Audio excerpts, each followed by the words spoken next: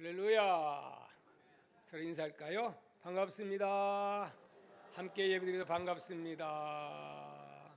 또 이렇게 하십시다. 주께서 큰 은혜, 깨닫는 은혜 주시기를 바랍니다. 할렐루야. 뭐가 최고의 축복이라고요? 하나님이 나에게 주신 것을 깨닫고 믿고 그것을 누리고 사는 사람이 정말 행복한 자입니다. 믿습니까? 육신의 부모는 준비 없이 어쩌다가 자녀를 낳을 수도 있지만 배후에는 하나님이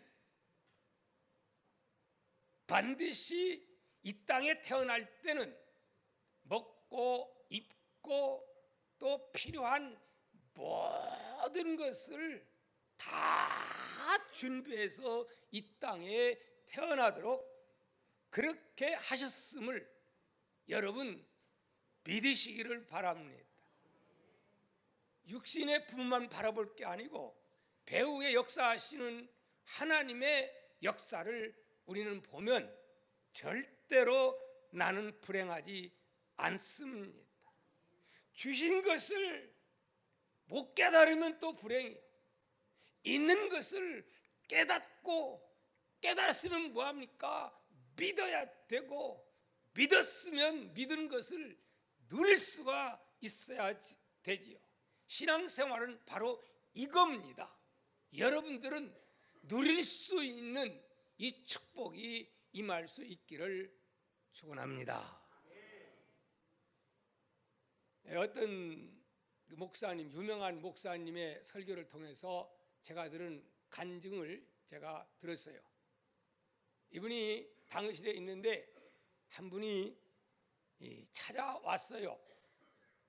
근데 보니까 찾아오자마자 막 달깃동 같은 눈물을 뚝뚝 흘리면서 말을 못하는 거예요. 근데 보니까 전혀 모르는 분이에요. 모르는 분. 연세가 한 80 정도 됐는데 노신데 멋쟁인데 알지도 못하는 분이 아주 얘기하라고 하니까 상담한다고 해서 얘기하라니까 얘기도 못하고 막 통곡을 하는 거예요. 그래서 절제시키고 얘기 좀 해보라고 했더니 이분이 하는 이야기, 자기는 지금까지 오로지 무엇을 위해서 내 자식 새끼들 잘 되는 것 이거 위해서 일생을 내 몸 뼈가루가 되도록 부서지도록 그렇게 해가지고 다행히 또 사업이 잘 됐고 또 먹을 만큼 잘 살고 그리고 이 자녀들도 정말 기대 못지 않게 좋은 대학에 들어가고 그리고 이 장남은 서울대학교 그것도 유수한 실력으로 들어갔고 그래서 그냥 얼마나 좋은지 그리고 유학 가서 미국에 내놓으라 하는 명문대 나오고 거기서 며느리 만났고 이래서 국제 변호사가 되어서 우리나라에 왔다는 거야. 그래서 너무너무 살맛나서 친구들 만나서 전화하면 혹시 자식 얘기 안 물어보는가. 그저 이런 자랑하는 재미로 인생을 살아왔는데 이제 내 나이가 80이 되고 이래서 재산을 이제 유산을 나눠주기 위해서 이렇게 유산 분배를 했다고 합니다. 그런데 이게 서로가 불만이 돼가지고 억신각신 싸우다가 결국 누가 큰 아들이 미국에서 명문대 나온 큰 아들이 아버지를 고소했다는 거예요. 그러니 세상에 하늘이 무너지는 아픔을 가지고 내가 이렇게 살아서 뭐 하느냐고 정말 나는 소망이 무너졌다고. 여러분 이런 사람들이 많을까요? 적을까요?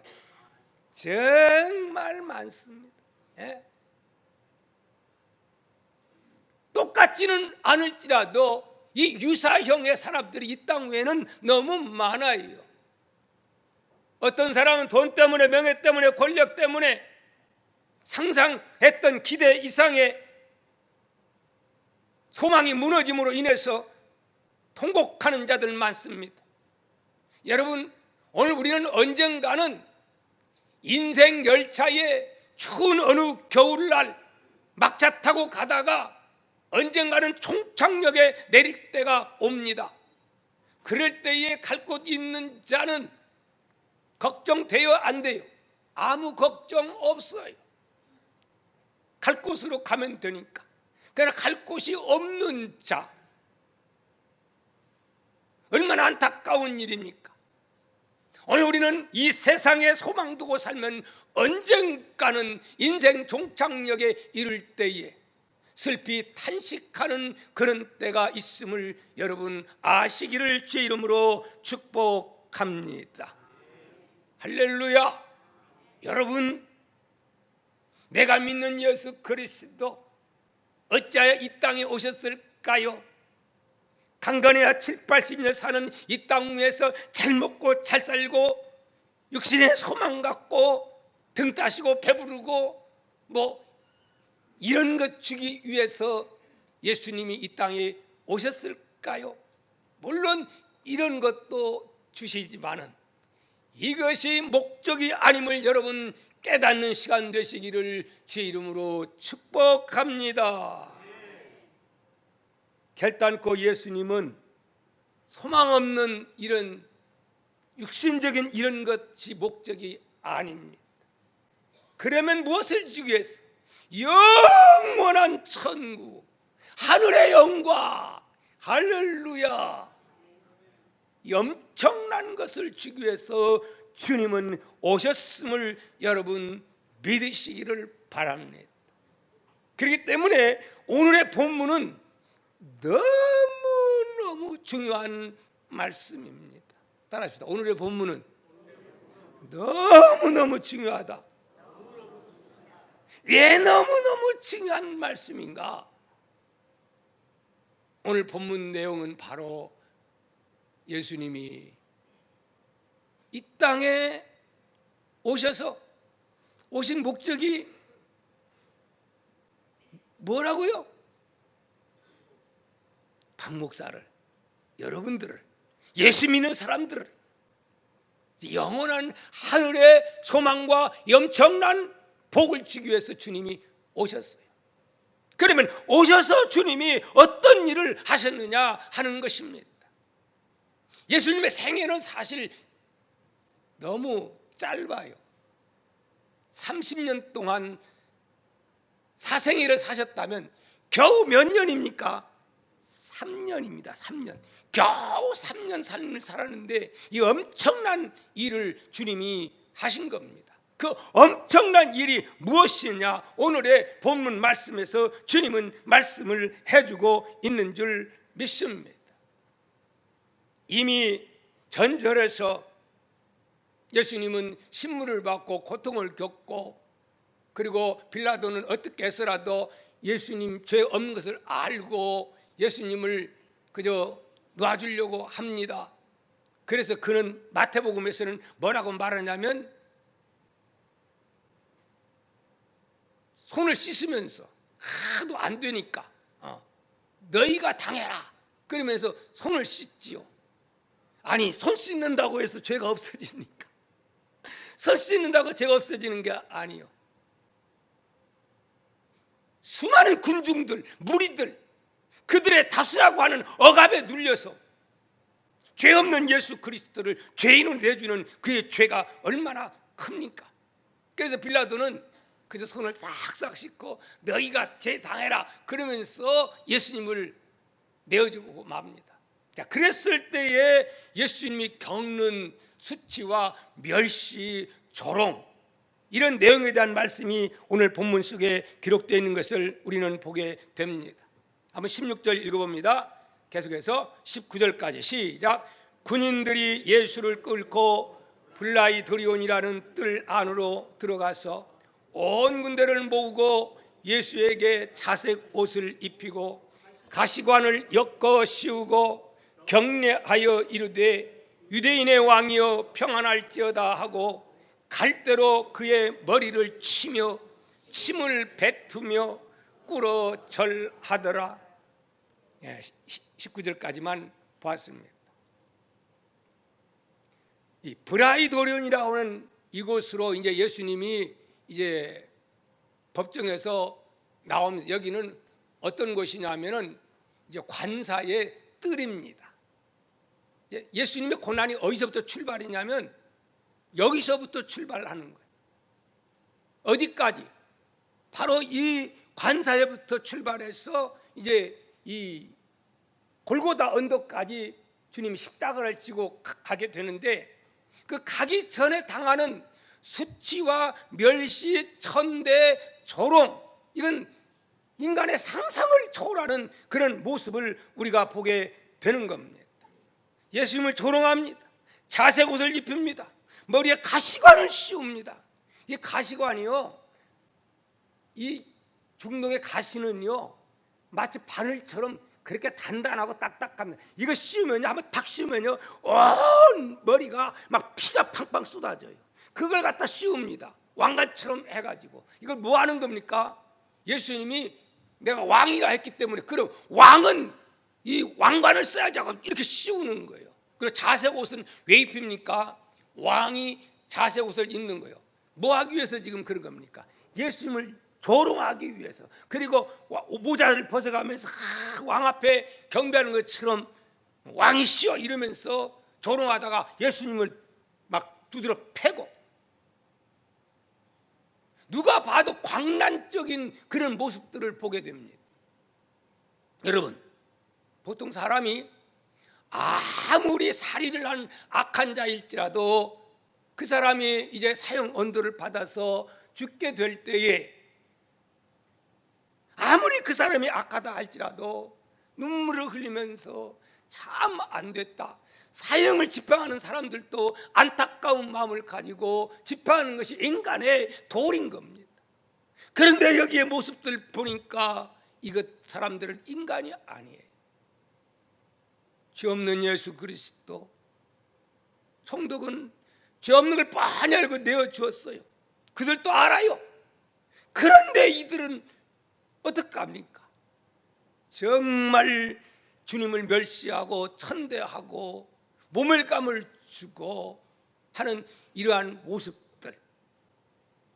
여러분, 그러나 예수님은 아무 소리 안 하고 입을 닫으시고 침묵하면서 이밤 때면 이밤 맞고 젖밤 때면 젖밤 맞고 자고로 찔리면 찔림을 당하고 그저 아무런 어린 양처럼, 힘없는 양처럼 묵묵히 침묵하면서 그 모든 수욕들을 감당하는 이 모습을 보게 되는 겁니다. 여러분, 왜 예수님이 참는 겁니까? 12영들은 천사를 동원해서 이들을 진멸할 수 있는 능력이 있음에도 불구하고 풍랑을 명하여 잔잔하라 했더니 풍랑이 잔잔케 되는 이런 엄청난 능력을 있는 예수님이 어찌하여 그 수욕을 참고 무능한 자처럼 그렇게 힘없어 쓰러지고 맞고 매맞고 이랬습니까? 왜 그러죠? 누구 때문이죠? 저 때문입니다. 아니, 여러분 때문입니다. 우리 인류를 위해서 대신 지금 주님이 멸시와 천대 고난을 겪는 주님의 모습입니다. 그러기에 베드로전서 2장 22절 24절, 베드로는 예수님을 처음에는 못 믿었으나 나중에 성령 받아 이 사실을 깨달은 베드로, 그는 이렇게 외칩니다. 그는 죄를 범하지 아니하시고 그 입에 거짓도 없으시며, 같이 읽습니다. 욕을 당하시되 맞대어 욕하지 아니하시고 고난을 당하시되 위협하지 아니하시고 오직 공의로 심판하시는 이에게 부탁하시며 친히 나무에 달려 그 몸으로 우리 죄를 담당하셨으니 이는 우리 죄로 대하여 어떻게 하고 죽고 의에 대하여 살게 하려 하심이라. 그가 채찍에 맞음으로 너희는 나음을 입었나니, 이렇게 말씀을 하고 있습니다. 누구 죄 때문이라고요? 우리 죄, 아니 우리보다 내 죄, 내 죄. 나와 상관돼야지 우리로서 끝나면 안 됩니다. 인류로서 끝나면 안 됩니다. 아니 나 때문에, 이 흉악한 나 때문에 내가 당해야 할 멸시지, 천대, 이것 내가 받아야 되는데 예수님이 대신 졌다는 이 사실을 오늘 이 시간 여러분 진정으로 깨닫는 시간 되기를 축복합니다. 이 말씀에 대해서 이사야 선지자는 이미 주전 700여 년 전에 예수님 오셔서 당할 걸 미리 다 보고 이렇게 예언했던 것을 우리는 너무나도 잘 압니다. 이사야 53장 4절 6절 너무 잘 아는 말씀이죠. 우리 한번 읽어봅니다. 시작. 그는 실로 우리의 질고를 지고 우리의 슬픔을 당하였거늘 우리는 생각하기를 그는 징벌을 받아 하나님께 맞으며 고난을 당한다 하였노라. 그가 찔림은 우리의 허물 때문이요 그가 상함은 우리의 죄악 때문이라. 그가 징계를 받음으로 우리는 평화를 누리고 그가 채찍에 맞음으로 우리는 나음을 받았도다. 우리는 다 양 같아서 그릇 행하여 각기 제 길로 갔거늘 여호와께서는 우리 모두의 죄악을 그에게 어떻게 담당시키셨도다. 완료형을 쓰고 있어요. 미리 다 보고 있어요. 오늘 우리가 성경을 믿는 것은 예언된 모든 말씀들이 하나도 빠짐없이 그대로 착착 너무 정확하게 이루어지고 있기 때문에 우리는 성경을 하나님의 말씀으로 믿는 것입니다. 이 말씀은 주전 700여 년 전에 미리 예언한 말씀이에요. 자, 근데 너무 중요한 말씀인데 나와 상관이 없으면 중요할 필요도 없어요. 나머지 집 사고 나머지 아들 그냥 명문대학 나오고 판사가 되고 검사가 된 것 나와 무슨 상관이 있어요? 나와 상관이 돼야지요. 나와 연관이 돼야지요. 예수님과 나와의 십자가의 관계가 뭐가 연관이 되어야 되지요. 할렐루야. 나와 연관 안 되면 아무 필요 없어요. 오히려 그것이 심판이 될 수가 있다는 사실을 우리는 알아야 됩니다. 자, 그래서 오늘 이 말씀 속에 우리 빼고 우리 속에 누가 들어가야 돼요? 내가 돼요. 내가 들어가야 돼요. 내가 안 들어가면 안 돼요. 오늘 여러분 이 말씀을 읽다가 내가 집어넣으면서 이 내가가 여러분 그 속에 쏙 들어가는 역사가 있기를 축복합니다. 자, 우리 한번 그러면 우리 빼고 누구 이름을 넣어야 돼요? 내 이름을 한번 넣어봅시다. 내 이름을. 성은 빼고 다시 시작. 그는 실로 동기의 질고를 지고 동기의 슬픔을 당하였거늘 동기는 생각하기를 그는 징벌을 받아 하나님께 맞으며 고난을 당하였다 하였노라. 그가 찔림은 동기의 허물 때문이요 그가 상함은 동기의 죄악 때문이라. 그가 징계를 받음으로 동기는 평화를 누리고 그가 채찍에 맞음으로 동기는 나음을 받았도다. 동기는 다 양 같아서 그릇 행하여 각기 제 길로 갔거늘 여호와께서는 동기 모두의 죄악을 그에게 담당시키셨도다. 아멘. 인간적으로는 가슴 아픈 일이지만은 영적으로 볼 때는 슬프고 가슴 아픈 통곡할 일이 아니라 영적으로 엄청난 복이, 하늘의 복이, 하나님의 자녀가 되는 권세가 임하게 되는 현장인 것을 여러분 믿으시기를 주의 이름으로 축복합니다. 이거 깨닫지 못하면, 이거 믿지 못하면 예수 그리스도의 고난은 나와 상관이 없습니다. 진정 여러분 예수의 고난이 여러분의 고난 될 수 있기를 축복합니다. 축복합니다. 할렐루야. 그런 분들은 이런 찬양을 안 드릴 수가 없으니 한번 드리도록 합시다. 151장 찬송가 151장. 만왕의 왕 내 주께서 왜 고쳐 당했나. 이 벌레 같은 날 위해 그 보혈 흘렸네. 십자가 내가 처음 볼 때에 나의 마음의 큰 고통 사라져. 오늘 믿고 내 눈 밝았네. 참내 기쁨 영원하도다. 주 십자가 못 박힘은 속죄함 아닌가. 그 긍휼함과 그 은혜 말할 수 없도다. 십자가 내가 처음 볼 때에 나의 마음의 큰 고통 사라져. 오늘 믿고 내 눈 밝았네. 참내 기쁨 영원하도다. 늘 울어도 그 큰 은혜 다 갚을 수 없네. 나 주님께 몸 바쳐서 주의 일 힘쓰리. 십자가 내가 처음 볼 때에 나의 마음의 큰 고통 사라져. 오늘 믿고 내 눈 밝았네. 참 내 기쁨 영원하도다.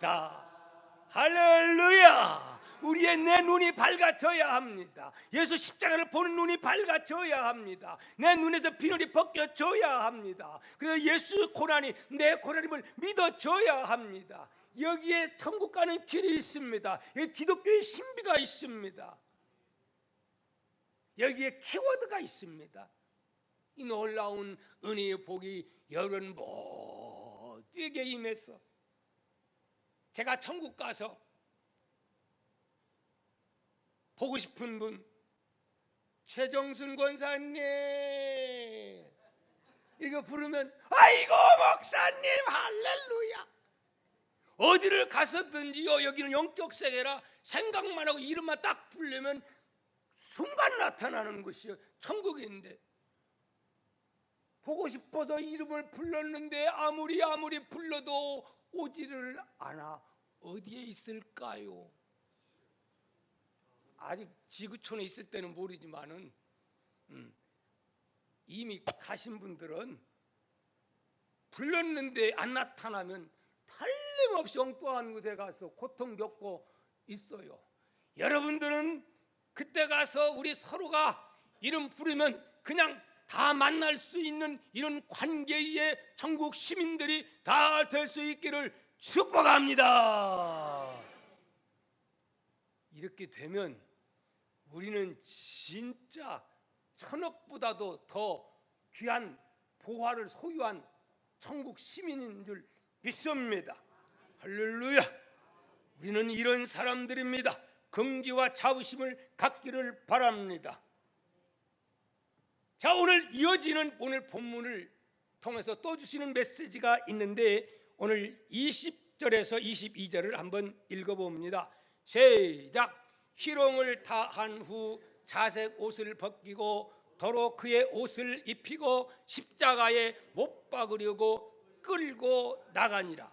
마침 알렉산더와 루포의 아버지 구레네 사람 시몬이 시골로부터 와서 지나가는데 그들이 그를 억지로 같이 가게 하여 예수의 십자가를 지우고 예수를 끌고 골고다라 하는 곳, 번역하면 해골의 곳에 이르렀다, 이렇게 말씀합니다.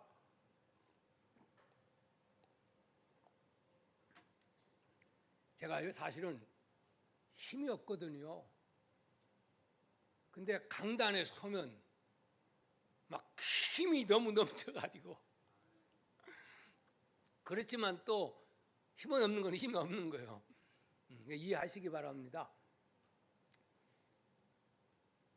이제 예수님이 이 빌라도 뜰에서 그 순환과 고난을 겪고 36건의 무거운 십자가를 지고 이제 그 골고다 언덕, 예루살렘에서 골고다 언덕까지는 꽤 멉니다. 그걸 향해서 이제 가는 거예요. 짊어지고. 근데 제가 성지순례 갔을 때에 골고다의 언덕길에 몇 번의 표시가 되냐면 14번 표시가 되어 있어요. 그러니까 무슨 말이냐면 예수님께서 가다 쓰러지고 지쳐가지고 쓰러지기를 몇 번, 14번 쓰러지는 거예요. 그런데 몇 번째, 5번째 그때 쓰러졌을 때에 거기에 나와요. 바로 여기 나오는 누구? 구레네 사람 시몬. 시간을 재보니까 정해진 시간에 도저히 사형 집행을 할 수가 없어요. 왜? 예수님은 너무 쇠약해서, 너무 고통을 겪어서, 너무 두드러져 맞아서, 너무 멸시와 천대, 너무 피를 많이 흘렸기에. 그러니까 이 로마 병정이 한 사람을, 너! 그 사람이 누구예요? 많은 사람 가운데 구레네 사람 시몬. 아마 성경에는 안 나왔지만 틀림없이 그냥 그랬겠어요. 아마 누군가 예수님 대신 질 사람을 찾았겠지요. 근데 그런 광경 보고 예수님 십자가를 지려는 사람을 아무리 찾고 쳐다보고 찾고 찾아봐도 있어요, 없어요? 분명히 요한도 있었던 것 같은데 요한도 어디로 그냥 숨어버렸나 봐. 베드로도 아마도 왔을 것 같은데 숨어버렸어. 왜요? 당장 나타나면 당장 문제가 될 것이 두려워서. 그러니까 어떤 누구도 그렇게 예수님 십자가 지면 내가 지고 예수님 죽으면 같이 죽겠다는 사람들 다 숨어버렸어. 없으니까 너 해가지고 지명받은 자가 구레네 사람 시몬 딱 붙잡힌 거예요. 네가 줘. 이 사람은 어떤 사람이냐? 유대 사는 게 아니고 리비아 근처에 구레네 그 디아스포라에서 유대인입니다. 그래서 6월절 제사 드리기 위해서 왔다가, 그러니까 구약 율법을 잘 아는 사람이지요. 디아스포기 때문에. 그러다가 붙잡힌 거예요. 근데 그 사람도 항변을 안 하고 어쩔 수 없이 로마 병사에게 함부했다가는 큰일 나니까, 그리고 또 대신 안타까워서 지고 싶은 그런 마음은 없지만 어찌됐든 간에 그런 마음이 있었는지 그는 져요 안 져요? 억지로 지는 억지로 예수 그리스도의 십자가를 전혀 예수님 몰랐던 구레네 시몬이 그것도 억지로 대신 지고 함께 골고다를 향해서 갔다고 하는 이 사실입니다. 여러분, 그 결과 구레네는 어떤 복을 받았을까요? 복을 받았을까요? 못 받았을까요? 주님과는 야, 이 재수가 없어, 내가 예수 생각만 해도 야 하고 그러고 끝났을까요? 그런 관계가 아니고 진짜 이분이 예수 잘 믿고 가문이 예수 잘 믿고 믿음의 명문가가 됐을까요? 어쩌면 그렇게 잘 알아요? 성경에 나와 있습니다. 로마서 16장 13절에 바울은 말합니다. 뭐라고 말하냐면 주 안에서 택하심을 입은 루포와 그의 어머니에게 문안하라. 그의 어머니는 곧 누구의 어머니라? 내 어머니라. 그렇게 말해요. 그의 어머니는 내 어머니라. 여기 보니까 알렉산더와 루포의 아버지가 누구냐면 구레네 시몬입니다. 근데 여기에 루포의 어머니는 곧 누구요? 이 시몬의 아내예요. 아내. 근데 시몬의 아내를 향해서 그는 누구야? 내 어머니라고 누가 이렇게 말해? 바울이 그렇게 말하는 거예요.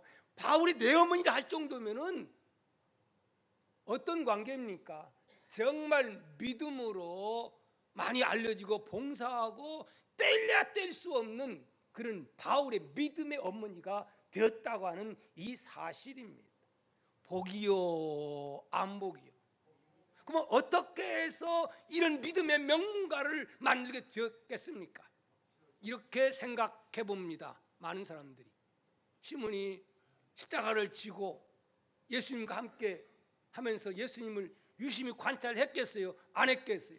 관찰하지요. 성경을 아는 분인데 이분이 진짜 들리는 소식 들으니까 저분이 메시아라고 하다가 왕이라고 하다가 저런 일을 당하는데 들어요? 안 들어요? 듣지요. 조롱소리 다 듣지요.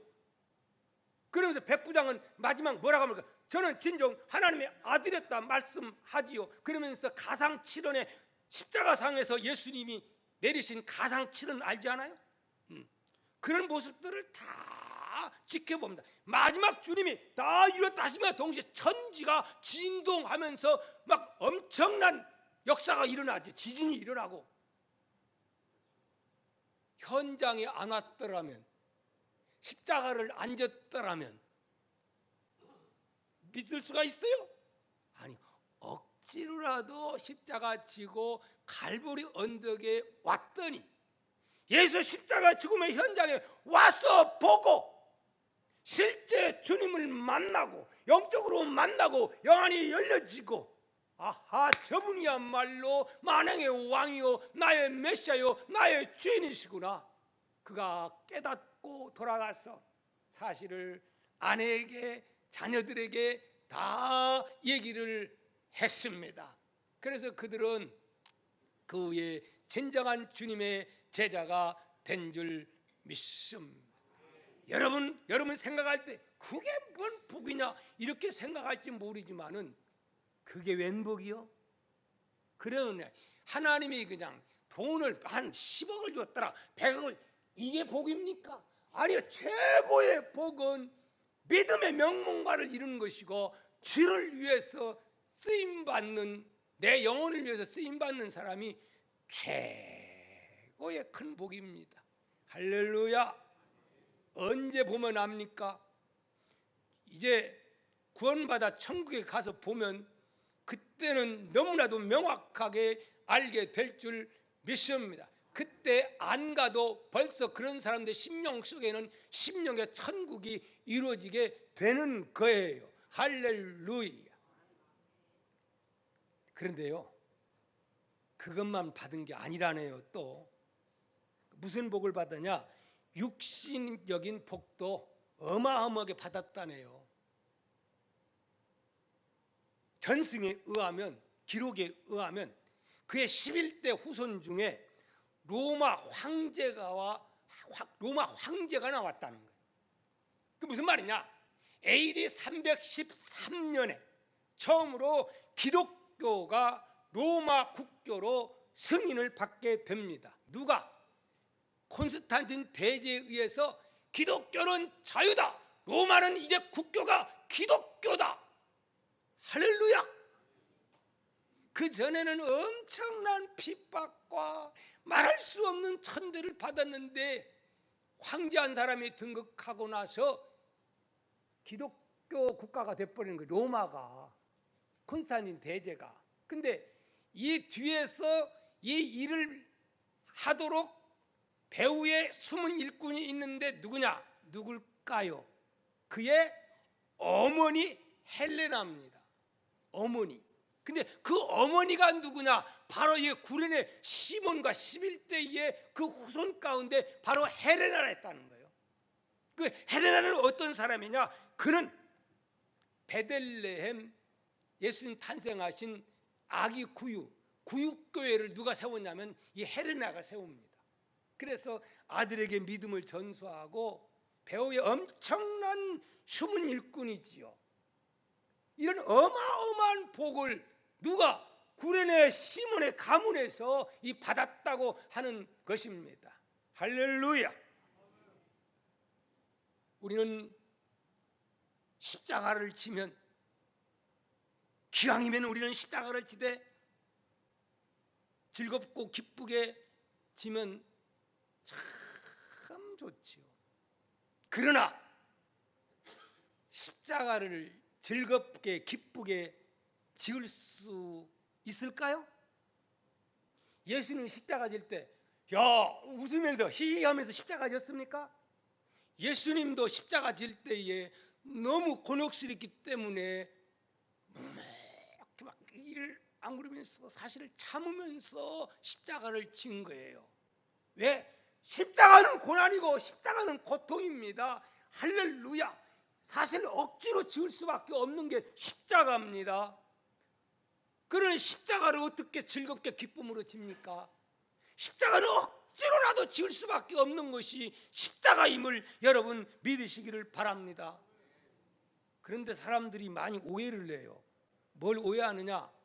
성경에 이런 말씀들이 기록되어 있어요.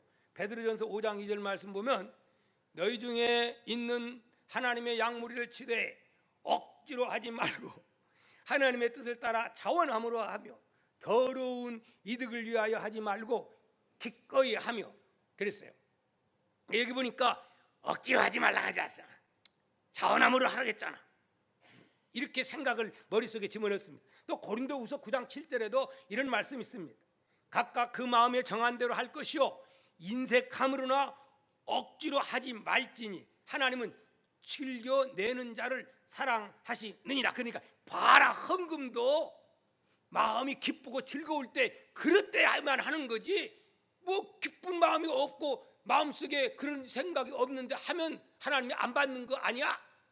그리고 이것을 합리화시키는 사람들이 있을까요? 없을까요? 있어요. 하나님 말씀 오해하지 마세요. 이건 그런 뜻이 아닙니다. 우리는 모든 일을 함에 있어서 헌신할 때, 봉사할 때, 헌금할 때 이 모든 것들이 기왕이면 어떤 마음으로 하는 게 피차에 신바람 나는 거예요. 차원하는 마음으로, 기쁜 마음으로 하면 하는 순간도 힘나는 거예요. 행복한 거예요. 받는 사람도 즐거운 거예요. 그럼 그렇다고 해서 즐겁지 않고 하기 싫은 일은 안 해야 되는 겁니까? 아니요.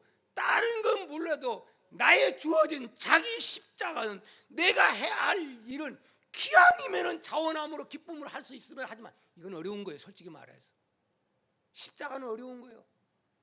그러므로 우리는 억지로라도 십자가를 져놓으면 십자가이기에 하나님의 보장이, 하나님의 책임이 우리에게 주어진다고 하는 이 사실입니다. 십자가를 통과해야 부활의 회복의 역사가 있는 거지. 십자가를 잘라버리고 십자가를 팽개치고 하나님의 부활의 영광을 줄 수가 있습니까? 예수님 십자가는 뭐 꼭 기뻐서만 지는 십자가입니까? 물론 앞으로 볼 때 기쁘지만 육신적으로는 고통스러운 십자가에 주님은 엘리 라마 사박다니 겟세마네 동산에서 주님은 부르짖지 않았습니까? 우리는 십자가는 억지로라도 져야 합니다. 십자가만 그렇습니까? 우리의 인생은 살아감에 있어서 마찬가지가 아닙니까? 어떤 사람들은 술을 먹으면 참 기분이 좋대요. 그러나 그 술 때문에 몸이 망가지고 가정이 파괴되고 자녀들이 산산이 부서지고 있는 그런데도 그 즐거움 때문에 끊지를 못해. 그러면서 하는 말, 끊으려면 기쁨이 와야 되는데 못 끊는데, 여보셔, 억지로라도 끊어야 돼요. 억지로라도 끊어요. 담배 먹으면 몸이 안 좋아서 폐암 걸리고, 그것 때문에 산산이 엉망진창이 되는데도 건강하지만은 그 속에 지금 담배 속에 뭘 집어넣었어요? 니코틴이나 거기다가 사약을 집어넣어서 피고 있는 거예요. 술 속에 지금 쥐약 들었다고 생각해 보세요. 그런데도 기분 좋다고 마시면 됩니까? 억지로라도 이거 끊어야 되는, 이게 성숙한 사람이에요. 할렐루야.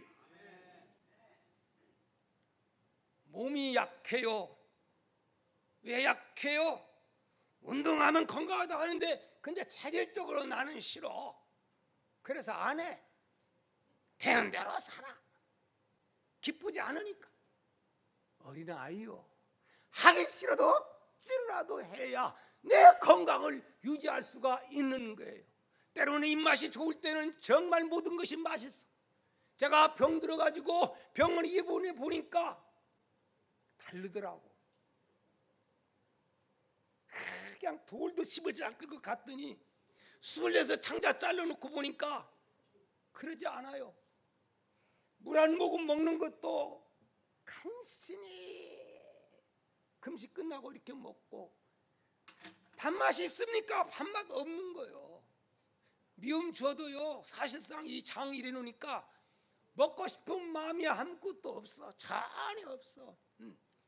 안 먹으니까 훨씬 속이 편해, 솔직히 말해서.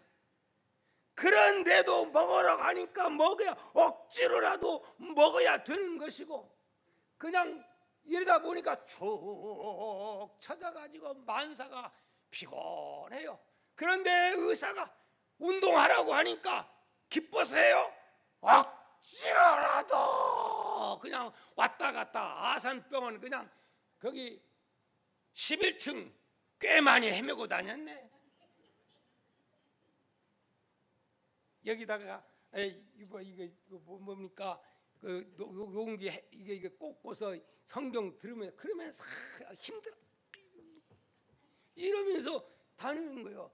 그럼 안 하면 안 되는 거예요. 이걸 억지라도 해야 되는 거. 억지로라도. 여러분 자녀들이 공부하고 싶다고 다 합니까? 억지로라도 해야 되는 거예요. 여러분 자녀들 아침에 학교 보내려면 쉬워요, 어려워요? 솔직히 말해서 우리 애들도요, 다 컸지만 흉 좀 봐야지. 중학교 때만 하더라도 그때까지도 엄마하고 매일 이게 전쟁이요. 무슨 전쟁이요? 일어나라 해놓기는 뚫어지게 자명동시게 해놓고서 그게 무슨 필요가 있어? 피곤하고 또 자는 거야. 억지로 깨우는 게 부모님들 일 아닙니까? 힘들어도 억지로 깨야 되는 거야. 에라, 그래야 피곤하지 힘들지. 그래 그냥 일어나기 싫냐 자라 하면 어떻게 되는 거야? 안 되는 거예요. 마찬가지입니다. 우리 신앙생활도 마찬가지. 억지로라도 해야 할 것은 해야 되는 거예요. 주일날 교회 나올 때 여러분 어쩔 때는 막 신바람 나서 막 그럴 때도 있지만, 어쩔 때는 아이고 벌써 주일이야? 그래도 억지로라도 나와야 되는 거예요. 금요일날 기도해야 할 텐데 마음속에 하고 싶은 마음이 없어. 성숙한 믿음의 사람은 내가 기도 안 하면 누가 기도하랴? 내 자식, 내 가정, 우리 교회, 우리 목장. 그래, 십자가 억지로라도 져야지. 그러고 나오면 하나님의 그 마음을 받아주시는 줄 믿습니다. 할렐루야. 이것이 성숙한 사람이 가져야 할 이러한 자세인 줄 믿습니다. 뿐만이 아니라 11조도 마찬가지요. 누가 하나님 앞에 10분인을 뗀다는 것이 누가 막 기쁘고 즐겁고 자원한 이런 마음이 어디가, 누가 여유가 있는 사람은 1,000만 원을 벌어도 2,000만 원을 벌어도 돈 쓰려면 끝이 있어요, 없어요? 부족해요. 돈 사치해서 쓰려면 2,000만 원, 3,000만 원 줘도 부족한 거예요. 사치한 사람들 봐봐요. 그렇지만 이것이 내가 구원받은 사람이니까 억지로라도 해두면 이것이 나에게 큰 복이 될 줄 믿습니다. 봉사도 마찬가지입니다. 헌신도 마찬가지입니다. 기왕이면은 기쁘고 즐겁게 하십시오. 그러나 성숙한 사람은 억지로라도, 가장이기 억지로라도 참고 인내하며, 아내이기 때문에, 부모이기 때문에 억지로라도 참고 나가면 좋은 날이 오게 되는 줄 믿습니다. 할렐루야. 동아정 여러분, 긴 말씀 드리지 않습니다. 예수 그리스도 어찌하여 멸시와 천대를 당했습니까? 누구 때문에 그런 일을 당했습니까? 박 목사 때문에. 여러분 누구 때문에? 여러분 때문에. 시작. 자기 이름 됩니다. 시작. 박 목사 때문에. 동기 때문에. 빨리 여러분 되시오. 동기 말고. 시작. 동기 때문에. 십자가를 지되, 따라서 하세요. 십자가를 지되. 십자가는 즐거움으로만 지을 수가 없다. 억지로라도 지어야 한다. 그러면 수지 받는다, 복 받는다, 영육의 복을 받는다. 할렐루야. 기도합니다. 기도합니다.